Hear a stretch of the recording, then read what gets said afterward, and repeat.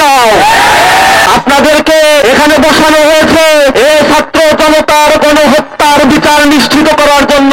এই ফ্যাসিবাদের বিচার বাংলার মাটিতে কার্যকর করেই কোন নির্বাচনের দিকে সরকারকে যেতে হবে। বাস স্ট্যান্ড, টেবিল স্ট্যান্ড, চাঁদাবাজি, ছিনতাই, আন্তঃকন্দলের মতো কার্যক্রমের মধ্যে জড়িয়ে পড়েছে শহীদ কাফেলা, প্রান্তীয় সংগঠন বাংলাদেশ ইসলামী ছাত্র শিবির কর্তৃক আয়োজিত বিগত 15 বছর গুম, খুন, হত্যা, অর্থ পাচার, মাদকের অভয়ারণ্যে পরিণত করা, আয়নাঘরের মতো যে নজির যারা রেখেছে সেই ফ্যাসিবাদী আওয়ামী লীগের জুলাই গণ অভ্যুত্থানকালীন তাদের নেতৃত্বে যে গণহত্যা পরিচালিত হয়েছে সেই গণহত্যার বিচারের দাবিতে আজকে এই ঐতিহাসিক মিছিলে আমাদের সাথে উপস্থিত সম্মানিত নেতৃবৃন্দ,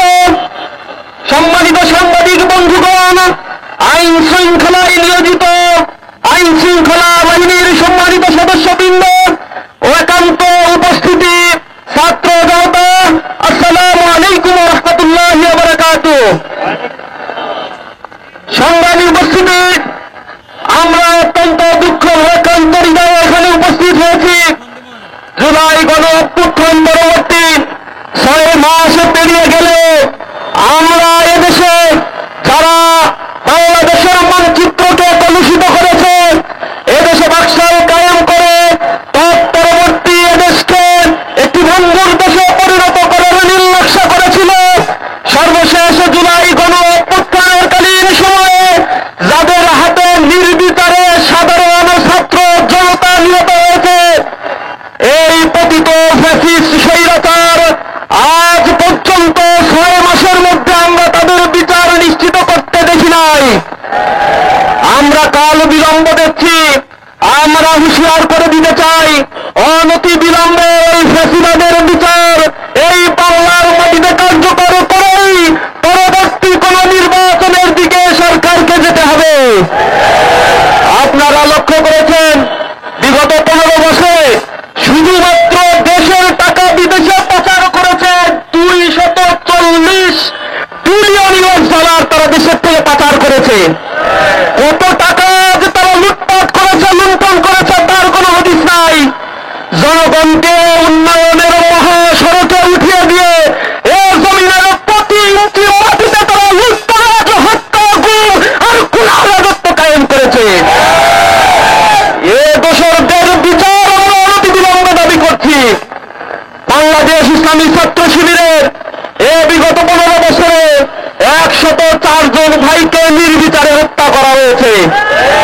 জুডিশিয়াল কিলিং এর মাধ্যমে ট্রাইব্যুনাল গঠন করে তথাকথিত মানবতা বিরোধী অপরাধের বিচারের নামে নির্বিচারে রাজনৈতিক বন্দীদেরকে হত্যা করা হয়েছে।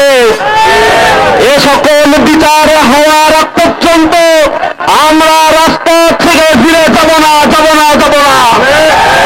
আমরা দৃঢ়ভাবে বলতে চাই, আমরা বিগত 6 মাস দেখতে পাচ্ছি কিছু রাজনৈতিক দল তারা ফ্যাসিবাদের বিচারের দাবিতে সরব না থেকে বাস স্ট্যান্ড, টেবিল স্ট্যান্ড, চাঁদাবাজি, ছিনতাই, আন্তঃকন্দলের মতো কার্যক্রমের মধ্যে জড়িয়ে পড়েছে। এ জাতির মধ্যে ঐক্যের বদলে তারা সকল ধরনের চেষ্টা করছে। আমরা এ জাতিকে ঐক্যবদ্ধভাবে সুন্দর একটি বাংলাদেশ নির্মাণ করার জন্য আহ্বান জানাচ্ছি।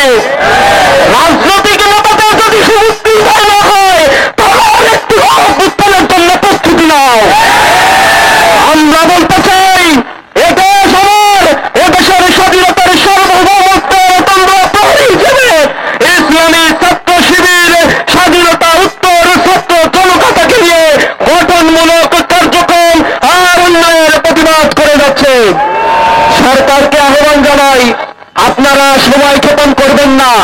আপনাদেরকে এখানে বসানো হয়েছে এই ছাত্র জনতার গণহত্যার বিচার নিশ্চিত করার জন্য।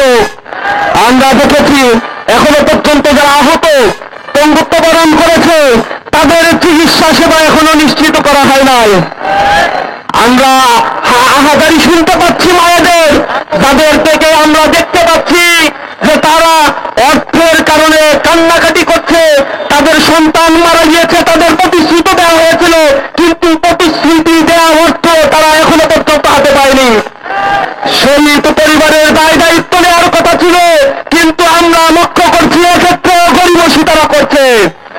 আমরা স্পষ্টভাবে বলতে চাই, বাংলার এই জমিনকে সুন্দরভাবে সাজিয়ে তোলার জন্য